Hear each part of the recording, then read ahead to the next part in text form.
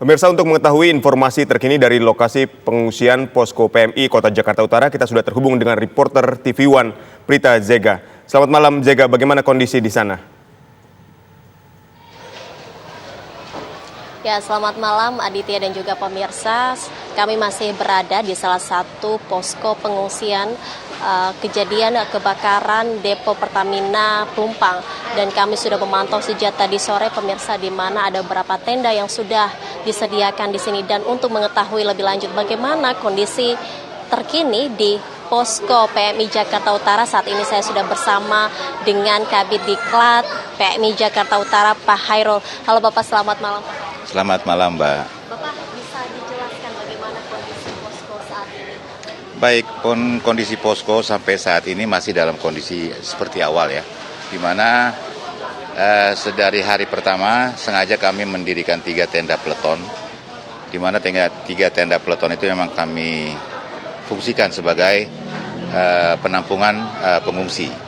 Selain dari 3 tenda peleton tadi, kami juga mendirikan 1 tenda posko kesehatan, di mana fungsinya yaitu untuk melayani kondisi para pengungsi yang kita antisipasi membutuhkan perawatan lebih lanjut. Untuk kapasitas sendiri di posko ini seperti apa Pak? Dan berapa jumlah terupdate korban untuk di posko saat ini? Kalau untuk kapasitas 1 tenda peleton yang kami dirikan, itu 1 tenda peleton itu bisa maksimal sampai dengan 50 jiwa. Nah ini kan kita tadi kan dirikan 3 tenda peleton ya Mbak, berarti kan 150 jiwa yang kita siapkan. Nah di hari pertama itu sudah lebih dari 150, lebih tepatnya di hari pertama itu sampai 360 jiwa. Artinya kita sempat kekurangan tuh, tetapi di hari pertama alhamdulillah dari teman-teman wilayah lain datang membantu membawakan tenda sehingga kita dapat mengatasi hal tersebut. Nah,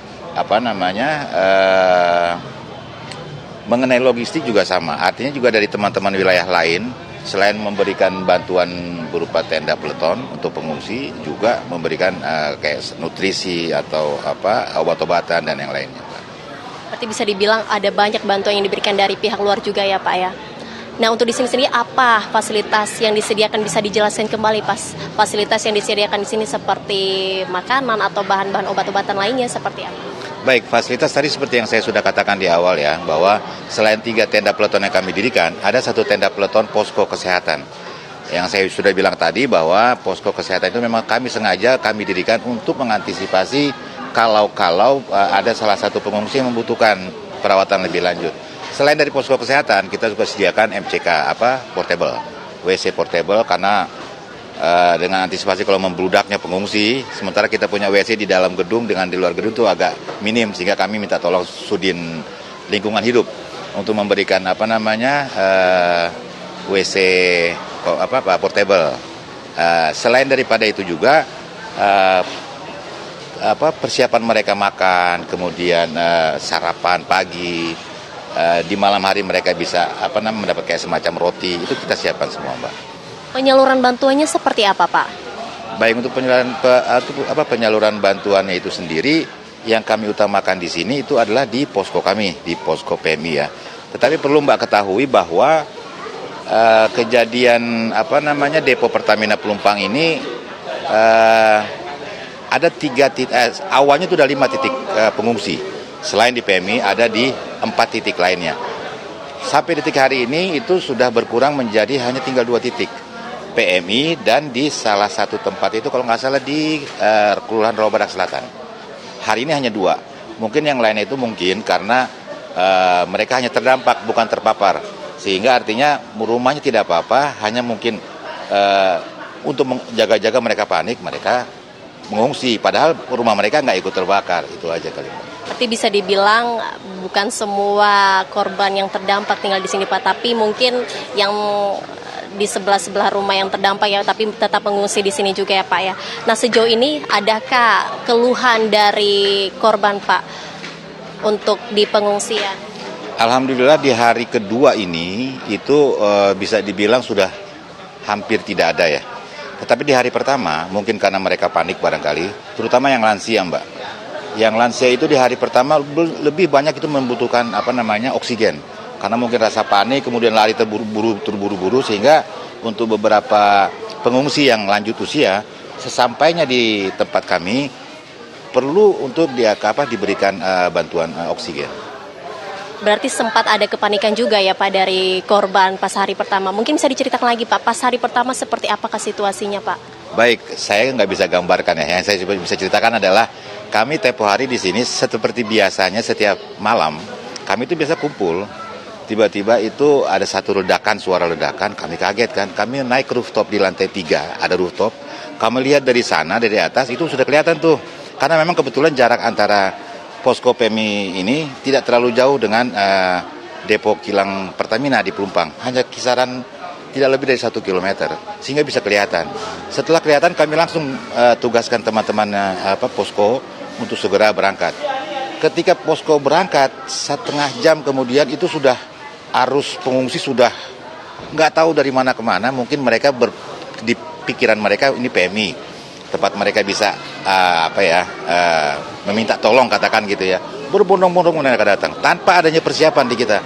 Sehingga ya pada saat hari itu tuh di hari pertama malam pula itu kan lagi kan. Jadi artinya kami agak sedikit kewalahan itu dari sisi membangun tendanya. Sementara kita bangun tendanya, pengungsi sudah pada semakin lama semakin banyak. Itu tadi tambah lagi dengan yang lansia tadi butuh oksigen itu tadi. Ada kendala nggak Pak yang dialami oleh tim-tim dari PMI sejauh ini? Alhamdulillah Mbak, kami di PMI kan kami di wilayah Jakarta Utara ya. Ketika terjadi hal itu di hari pertama, ada satu tim yang memang ditugaskan untuk melihat kondisi, di mana ketika kondisinya itu tidak memungkinkan, maka dia harus mengontak ke PMI terdekat. Alhamdulillah hanya hitungan waktu menit, Jakarta Timur, Jakarta Pusat, kemudian berikutnya Selatan dan terakhir Barat. Itu langsung datang dalam kurun waktu kurang dari 15 menit. Itu alhamdulillah mereka sudah sampai dengan membawa bantuan tenda, membawa bantuan kru ambulans dan sebagainya. Kalau misalnya Pak ada pihak lain yang ingin memberikan bantuan itu seperti apa Pak? Maksudnya Mbak? Ada pihak lain dari luar yang mungkin memberikan bantuan atau keluarga atau dari mana daerahnya memberikan bantuan? Apakah langsung atau bagaimana Pak? Bisa langsung Mbak. Yang kita buka nih. Untuk pengungsi kami sini kami membuka satu posko penerimaan bantuan. Alhamdulillah nih bantuan sudah banyak sekali yang kita terima. Baik dari instansi masyarakat, organisasi masyarakat, dari pemerintah sendiri, dari Pemda sendiri sudah banyak. Untuk durasi posko berapa lama Pak perkiraannya? Oke. Protap di Palang Merah Indonesia itu setiap kali bencana itu PMI lokal yang menentukan. Artinya apakah perlu tanggap darurat bencana atau TDB tadi diberlakukan 3 hari, 1 minggu, 2 minggu, 1 bulan, itu tergantung dari kebijakan PMI lokal. Nah untuk kali ini kita menetapkan 3 hari untuk TDB-nya, tanggap darurat bencananya. Nah ini hari kedua, esok ini hari Minggu tuh hari ketiga. Nah kalau nanti hari ketiga biasa kita evaluasi Mbak. Nah itu kita evaluasi itu di sore hari biasanya. Setelah kita evaluasi di sore hari esok di hari ketiga, kalau kita memperkirakan sudah cukup, maka tanggap darurat itu kita akan stop. Dengan asumsi begini, katakan di esok hari ketiga, semua pengungsi sudah ada, hanya tinggal 2 keluarga misalnya. Tinggal 2 keluarga, kan nggak mungkin kita usir nih 2 keluarga. Sementara yang lain sudah nggak ada, hanya 2 pengungsi, 2 keluarga aja. Nah, tanggap darurat bencana itu tidak berlaku lagi. Tapi 2 keluarga yang tadi yang tersisa akan kita tetap rawat di sini, kita tetap tinggalkan di sini. Terima kasih banyak Pak Khairul, semangat bertugas kembali Bapak. Sama-sama. Ya pemirsa, seperti tadi perbincangan saya bersama salah satu kabid Diklat TNI Jakarta Utara di mana ia menjelaskan bagaimana kondisi saat ini dan diprediksikan pemirsa posko pengungsian ini akan diperkirakan sampai besok dan pastinya kita akan berharap semoga para korban semakin lekas membaik dan juga kami menyampaikan duka cita yang mendalam kepada para korban juga yang dinyatakan meninggal dunia pada kejadian yang terjadi pada malam Jumat kemarin. Demikian, kembali ke studio. Baik, terima kasih Prita Zega mengabarkan langsung dari posko pengungsian PMI Kota Jakarta Utara. Pemirsa, Breaking News TV masih akan kembali usai jeda, tetaplah bersama kami.